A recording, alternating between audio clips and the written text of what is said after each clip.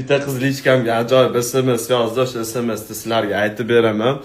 O'zi bunaqa temalarni ochmaganim ancha bo'lib ketdi. Mana feministkalar, balobatlar, u narsalar gapirsanglar, qizlarni ko'tini kavlagansizlar, yomon odamsiz, sizlarga tosh emas, bilmayman, ko'mir otishadi-yu. Xullas bitta qiz yozibdi. Feministkalar hozir rosa ko'payib ketdi bizda. Mayli o'zlarining huquqini himoya qilsin, gap so'z yo'q u narsa. Nimaga lekin erkaklarni past ko'radi? Feminizm erkaklarni past ko'rish emas-ku. Videolarga haqiqatan e'tibor bersanglar, bu yerda o'zlarining huquqini himoya qilishdan tashqari fohishalikni targ'ibot qiladi. Bu o'sha radikalniy feminizm, ya'ni badanini xohlaganini qilsa bo'ladi, xohlaganiga qoqtirsa bo'ladi. Hamda erkaklarni past ko'rishadi. Agarda mabodo bitta erkak bu ishlar noto'g'ri desa, menga o'xshagan sen erkak emassan, sen qizlar ko'tini chaynaysan, senga tosh otish kerak, senga o'lim.